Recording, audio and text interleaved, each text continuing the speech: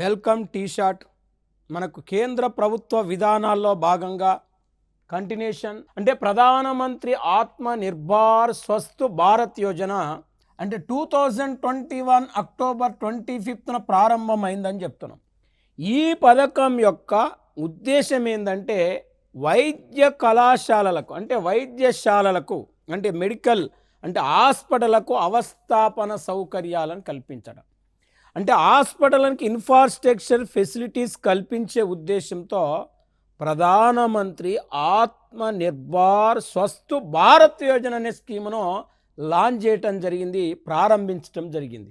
మనం జనరల్గా ఈ పథకం 10 రాష్ట్రాలలో 17,788 గ్రామీణ ఆరోగ్య వెల్త్ అండ్ వెల్నెస్ సెంటర్లను అభివృద్ధి చేయటం.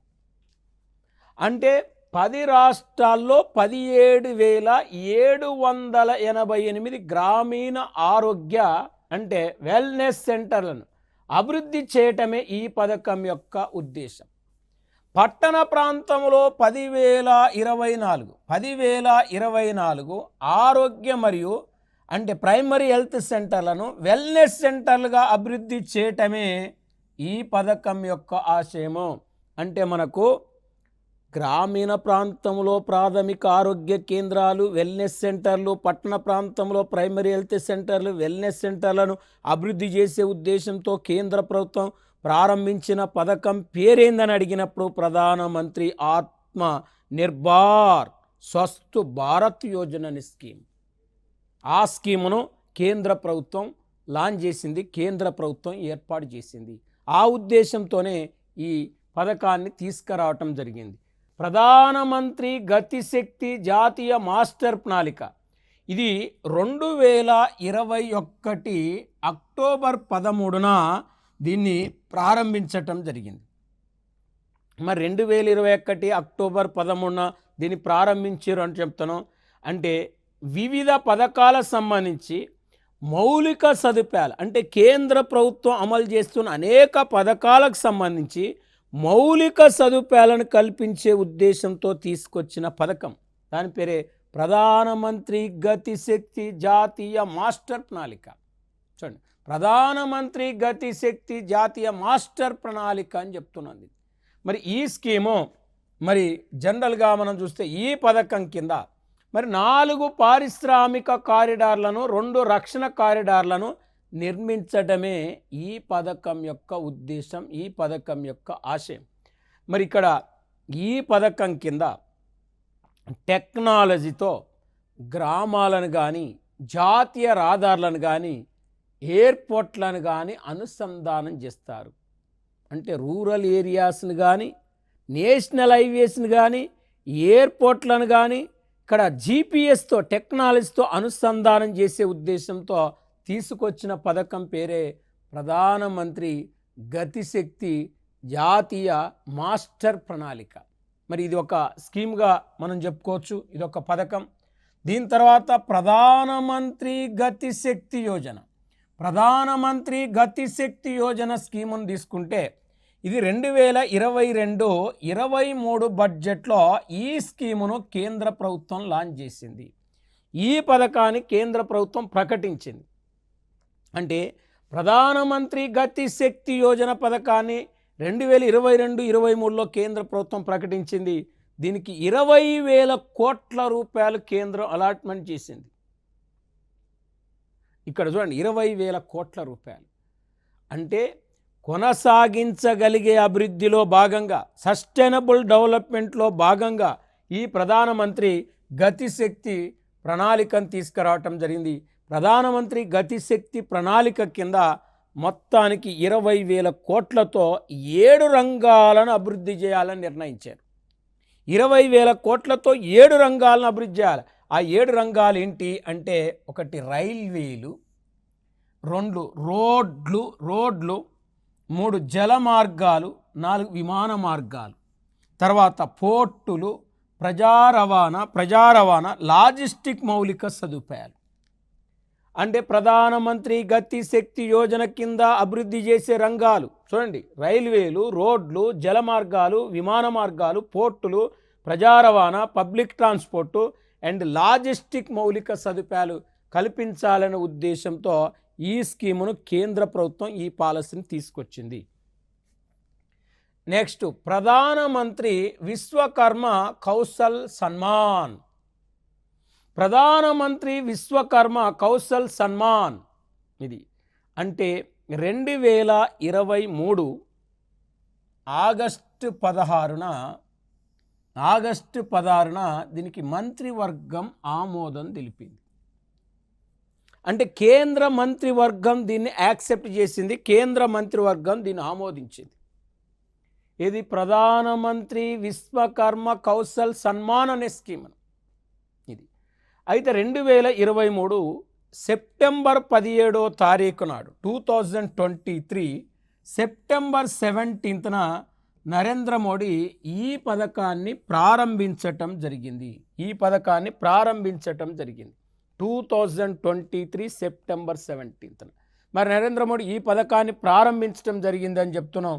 జనరల్గా గ్రామీణ ప్రాంతాల్లో, పట్టణ ప్రాంతాల్లో సాంప్రదాయ చేతి వృత్తుల వారికి, అంటే కుల వృత్తుల వారికి, మరి చూడండి ట్రెడిషనల్ హ్యాండీక్రాఫ్ట్స్ అంటే గ్రామాల్లో కానీ పట్టణాల్లో కానీ సాంప్రదాయ చేతి వృత్తుల వారికి, కుమ్మరి కానీ, కమ్మరి కానీ, కౌన్సల్ కానీ, నేత కార్మికులు కానీ, గీత కార్మికులు కానీ, రాతి పని చేసే వాళ్ళు కానీ, తట్టలల్లే వాళ్ళు కానీ, బుట్టలల్లే వాళ్ళు కానీ, మరి ఇక్కడ చిత్తు పేపర్లు ఏరుకునే వాళ్ళు కానీ, సాంప్రదాయ కుల వృత్తుల వారికి 3 లక్షల రూపాయల వరకు ఆర్థిక సహకారం అందిస్తారు. అంటే దాదాపు ప్రధానమంత్రి విశ్వకర్మ కౌశల్ సన్మాన్ అనే పథకంలో 18 రకాల సాంప్రదాయ చేతి వృత్తుల వారిని చేర్చడం జరిగింది. 18 రకాల సాంప్రదాయ చేతి వృత్తుల వారు ఈ పథకం కిందికి వస్తారు. మరి దీన్ని మైనార్టీల మంత్రిత్వ శాఖ ఈ పథకాన్ని అమలు చేస్తుంది. 3 లక్షల రూపాయల రుణము 5% వడ్డీకి ఇస్తారు. 3 లక్షల రూపాయల రుణం 5% వడ్డీకి ఇస్తారు. ఆ ఉద్దేశంతో ఈ స్కీమ్ తీసుకొచ్చారు. మరి ఈ పథకాన్ని ప్రారంభించడం జరిగింది. ఇక్కడ మనం జనరల్గా తీసుకుంటే అంటే Atmanirbhar horticulture clean plant programme అంటున్నాం. ఇది 2023 ఫిబ్రవరి 1న ఈ పథకం లాంచ్ అయింది. ఈ పథకం ప్రారంభించబడ్డది. మరి ఈ స్కీమ్ కింద దాదాపు ఈ 2200 కోట్ల రూపాయలు ఈ పథకానికి అలాట్మెంట్ చేసిరు, ఈ పథకానికి కేటాయించారు అని చెప్తున్నాం.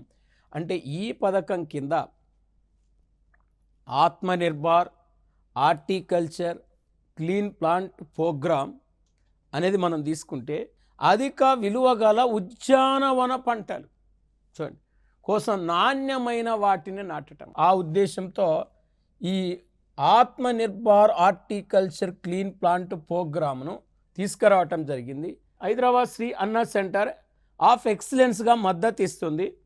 మరి ఇక్కడ వాస్తవానికి వ్యవసాయం కోసం డిజిటల్ పబ్లిక్ ఇన్ఫ్రాస్ట్రక్చర్ ఓపెన్ సోర్స్గా నిర్మించడమే ఈ పథకం యొక్క ఆశయం.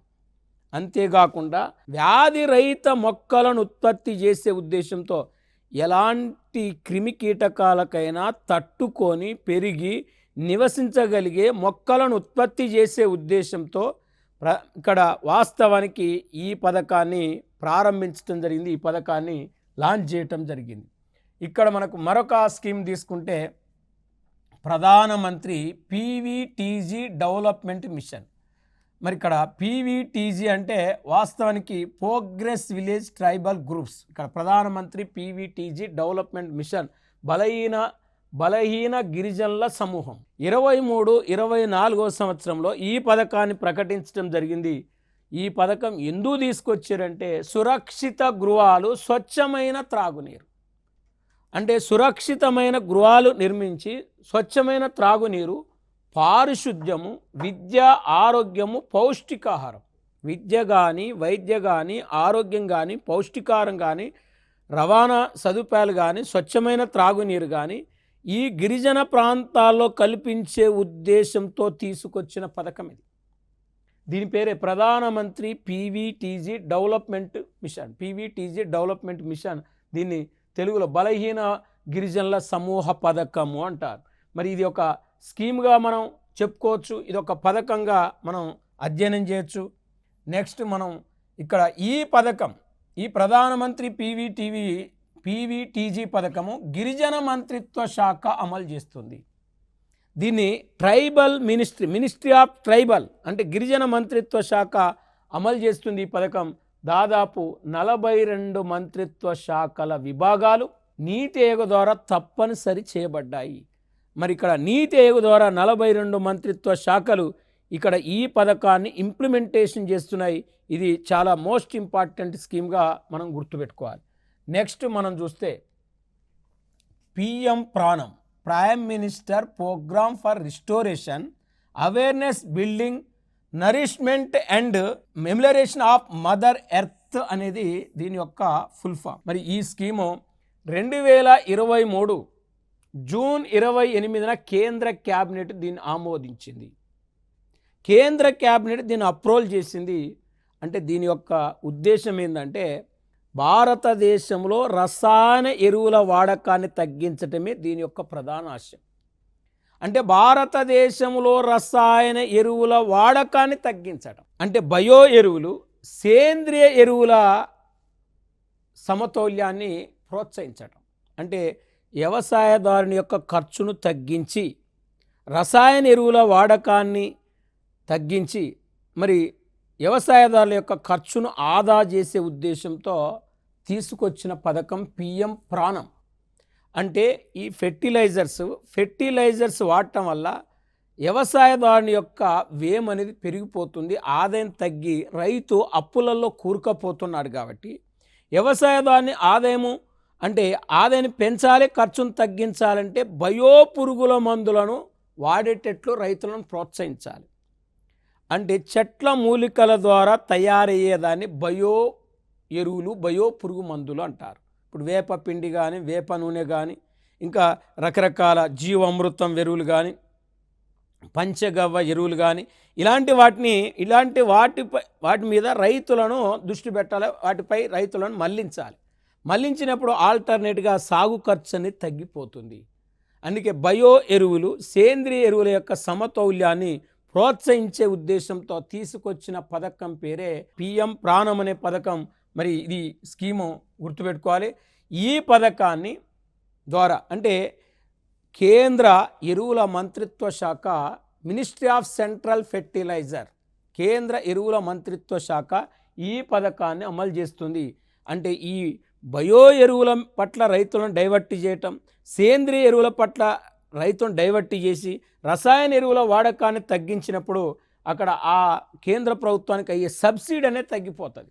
ఇలా యూరియా కానీ, డిఏపి కానీ, అమోనియా కానీ, కాంప్లెక్స్ ఎరువు కానీ, మరి ఇక్కడ ఎన్పికే ఎరువులు కానీ కేంద్ర ప్రభుత్వం అధికంగా సబ్సిడీలు భరిస్తుంది.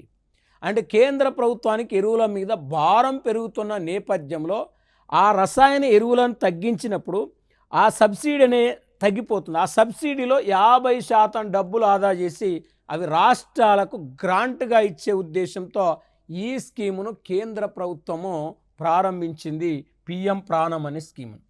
మరి ఇక్కడ మనం జనరల్గా తీసుకుంటే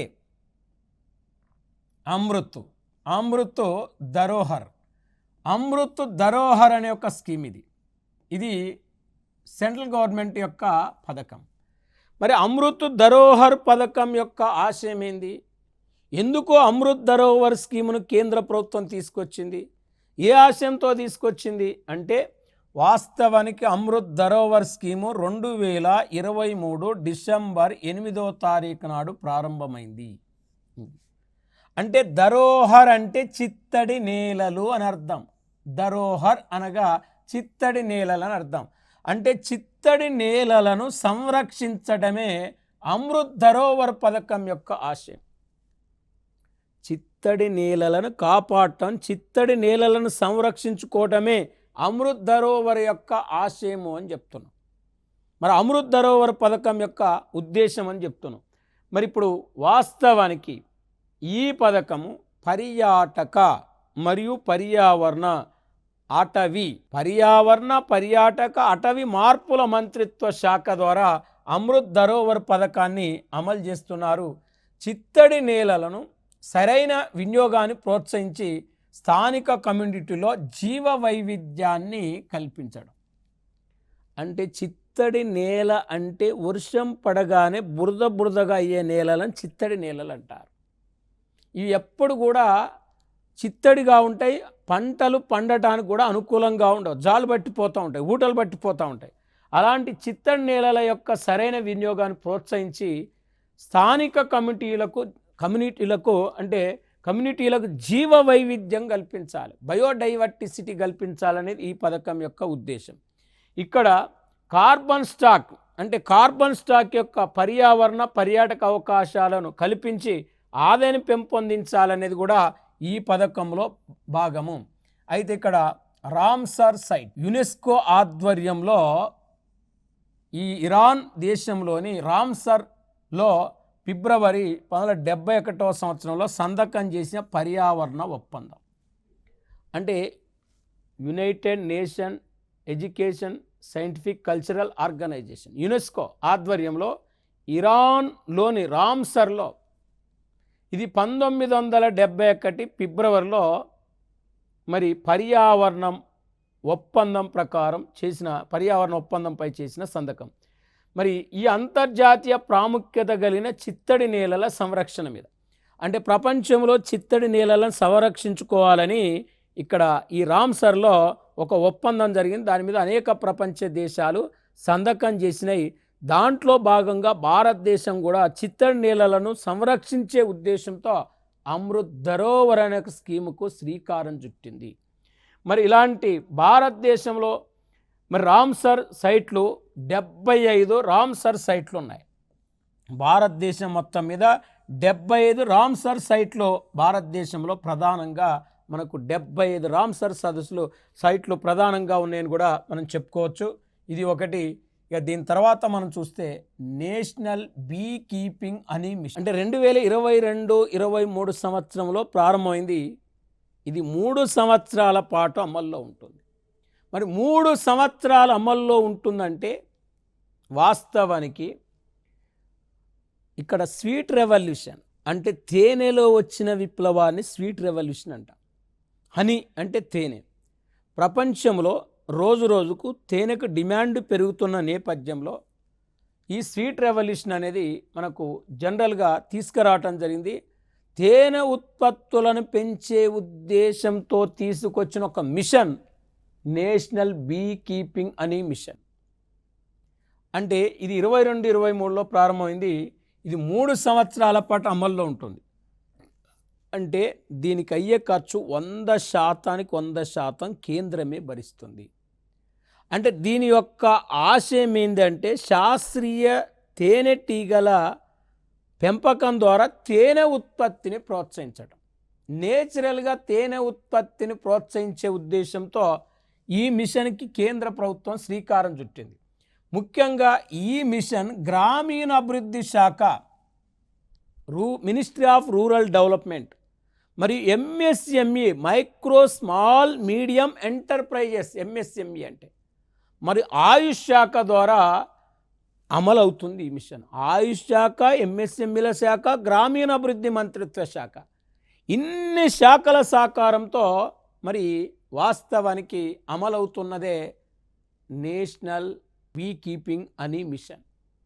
మరి ఈ మిషన్లో చూస్తే మరి వ్యవసాయేతర కుటుంబాల యొక్క ఆదాయం పెంచడం, అగ్రికల్చర్ మీద ఆధారపడే వాళ్ళకు, నాన్ అగ్రికల్చర్ మీద ఆధారపడే ఫ్యామిలీలో కూడా ఆదాయాన్ని పెంచే ఉద్దేశంతో తీసుకొచ్చిన మిషన్ పేరే మరి నేషనల్ బీ కీపింగ్ అని మిషన్.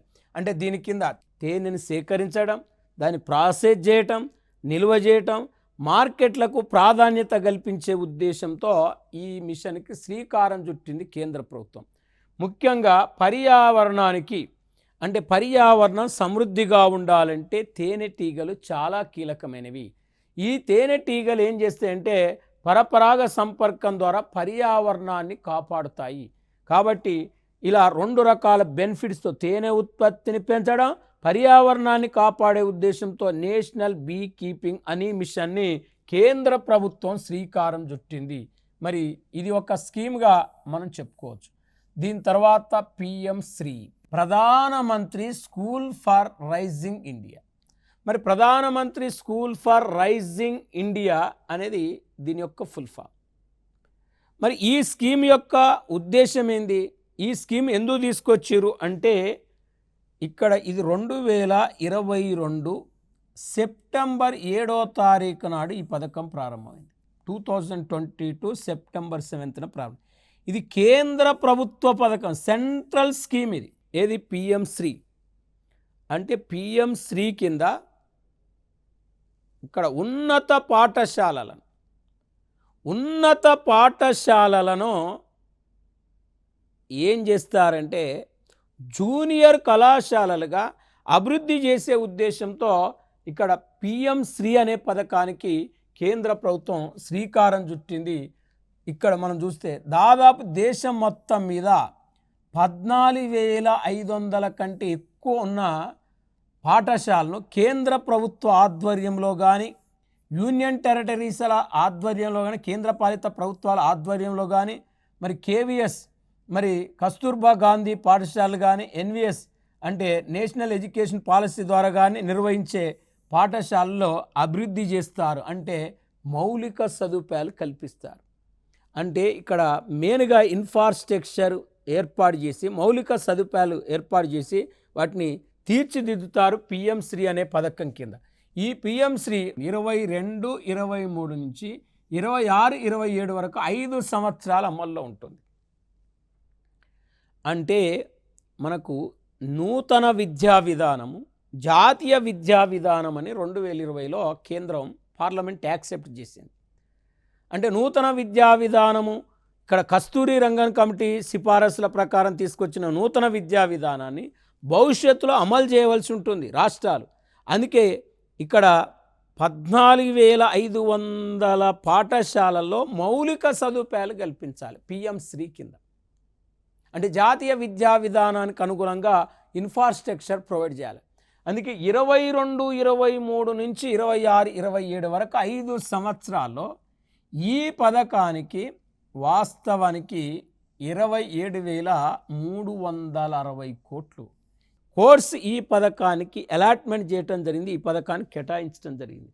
మరి పిఎం శ్రీ ఇది ఒక స్కీమ్, సెంట్రల్ స్పాన్సర్ స్కీమ్. ఇది కేంద్ర ప్రభుత్వం యొక్క పథకంగా మనం చెప్పుకోవచ్చు. నెక్స్ట్ మనం చూస్తే సోలార్, అంటే ఈ పథకం కింద సోలార్ ప్యానెల్ కానీ, పిఎం శ్రీ కింద ఎల్ఈడి లైట్లు కానీ, సహజ వ్యవసాయంతో కూడిన పౌష్టికాహార తోటలు కానీ, ప్లస్ వ్యర్థ పదార్థాల నిర్వహణ కానీ గ్రీన్ పాఠశాలలుగా ఇవి తోడ్పడతాయి. అంటే సస్టైనబుల్ పాఠశాలలు, ఎల్ఈడి లైట్లు, సోలార్ ప్యానెళ్ళు అని చెప్పినాం. తర్వాత పౌష్టికాహార తోటలు, ఆ పాఠశాలనే మంచి న్యూట్రిషన్ కల్పించే తోటలను ఏర్పాటు చేస్తారు. తర్వాత గ్రీన్ పాఠశాలలుగా తీర్చిదిద్దే ఉద్దేశంతో ప్రధానమంత్రి శ్రీ పథకానికి కేంద్ర ప్రభుత్వం శ్రీకారం చుట్టింది. ఆ ఉద్దేశంతో పిఎం శ్రీ అనే స్కీమును కేంద్ర ప్రభుత్వం లాంచ్ చేసింది, కేంద్ర ప్రభుత్వం ప్రారంభించింది అని చెప్తున్నాం. మరి ఇది ఒక స్కీమ్ పిఎం శ్రీ అనేది.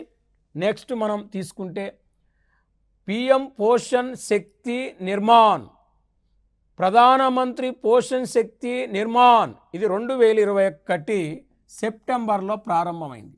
ఇది మధ్యాహ్న భోజన పథకాన్ని ప్రధానమంత్రి పోషణ్ శక్తి నిర్మాణ్గా పేరు మార్చడం జరిగింది. ఇది జాతీయ ఆహార భద్రతా చట్టం ప్రకారం ప్రైమరీ స్కూల్లో పిల్లలకు 450 గ్రాముల, అంటే 450 క్యాలరీల ఆహారం ఇవ్వాలి, 20 గ్రాముల ప్రోటీన్స్ ఇవ్వాలి. మరి అదే అప్పర్ ప్రైమరీ స్కూల్లో 700 గ్రాముల క్యాలరీస్ల ఆహారం ఇవ్వాలి పిల్లలకు, ఒక రోజుకి 40 గ్రాముల ప్రోటీన్స్ ఇవ్వాలి అనేది ఇది ఈ పథకం యొక్క ప్రధానమంత్రి పోషణ్ కార్యక్రమంలో భాగం. ఇంకా ఈ పథకం కింద పిల్లల పౌష్టికాహార పరిస్థితిని మెరుగుపరచడానికి ప్రతిరోజు పిల్లవాడికి ప్రాథమిక పాఠశాలలో 100 గ్రాములు, ప్రాథమిక పాఠశాలలో 100 గ్రాములు, ప్రాథమిక ఉన్నత పాఠశాలలో 150 గ్రాముల ముతక ధాన్యాలను కిలో రూపాయి చొప్పున, గోధుమలు కిలో ₹2 చొప్పున, బియ్యం ₹3 మించకుండా ఇవ్వాలనే ఉద్దేశంతో ప్రధానమంత్రి పోషణ్ కార్యక్రమాన్ని తీసుకురావటం జరిగింది. ఇక్కడ వరకు మనం నేర్చుకున్నాం. ఇంకా మిగతా పథకాలను మనం నెక్స్ట్ క్లాసులో తెలుసుకుందాం. Thank you.